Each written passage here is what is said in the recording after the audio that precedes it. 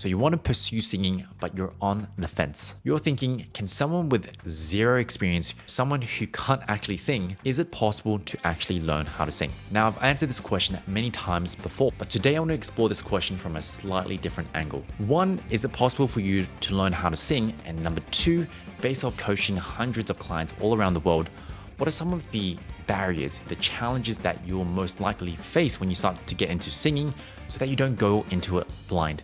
Because learning how to sing isn't all sunshines and rainbows. This way, you can decide if it's worth it for you to pursue singing. Now, real quick, for those of you who don't know me, my name is Ivan. I'm a voice teacher who works with students from all around the world over Zoom. And really on this channel, my goal is to make learning how to sing as simple and as easy as possible. So if that is up your lane, consider subscribing wherever you're joining me from. If you want to improve your voice faster with less of the headaches, links down in the description on how you can work with me privately.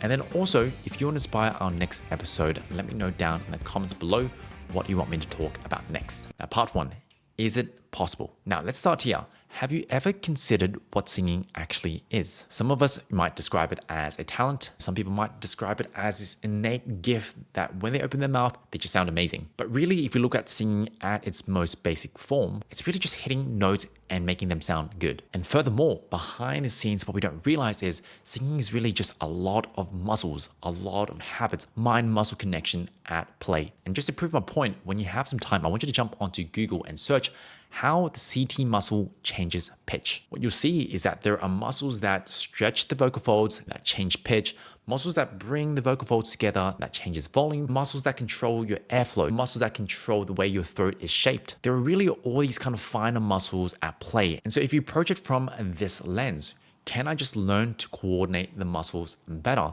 Then it becomes easy to see that a non-singer can definitely learn how to sing. Now, I'm not saying it is easy, but I'm saying it is possible. If you're still looking for more proof, I will drop down a before and after of my clients down below. You can also just find it on my YouTube channel. Hopefully those can inspire you. Great. So if you know it is possible to learn how to sing, here are the two biggest barriers that I want you to look out for when you decide to learn how to sing. The first one here is the invisible barrier. An inherent challenge with singing is it's just simply hard to see. It's not like I can get in there and, just move your vocal folds around like you're playing a piano or like you're playing a guitar. And so that means when it comes to learning how to sing, we often have to rely a lot more on intuition, a lot more on like physical sensations, kinesthetic awareness, and to try tie that back down to what is actually happening. Now, as I said, this presents a hidden problem. I find that this leads to too many ways of describing vocal technique. And especially if you've been searching through some videos, you start to see all this advice, and instead of it helping us, it starts to confuse us. And so what's the solution? I think it's important to come back to a few key fundamentals. For example, many of us, the biggest challenge is often just going up and down our range. We strain, we push, we do all these weird things. Now, there are a lot of techniques, a lot of concepts, a lot of imageries around the internet to help you with this. But if you really kind of strip away all that noise, what we really try to answer with the vocal technique is this. How does it feel like to go up and down my range without anything weird happening? No weird flips, no pushing of extra air, extra volume. You don't have to move your mouth in a weird way. You don't have to move your posture in a certain way.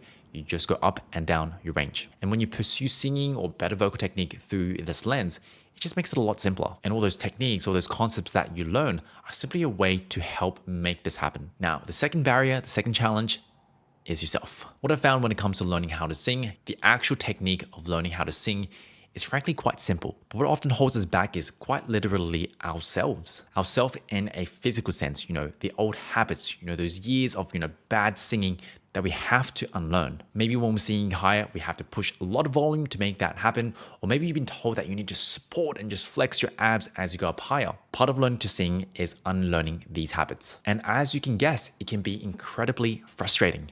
One day it just works flawlessly, and the day right after, it doesn't. And on the other hand, we also hold ourselves back in a mental sense. And it's the stories that we tell ourselves. We can't sing. We've never had a voice.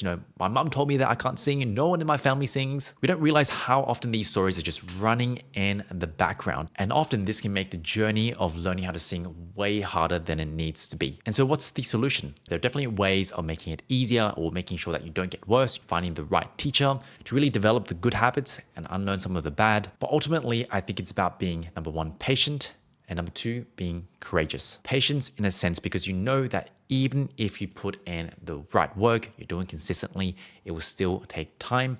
And courage in a sense, because it's ultimately up to you whether that inherent risk of embarrassment or discomfort from this journey of learning how to sing, whether that's overridden by the love for singing. Anyway, that is all. If you found this episode useful, please share this with a friend or family, or pop this up on your Instagram stories. This really helps share this podcast, and it really helps this community grow.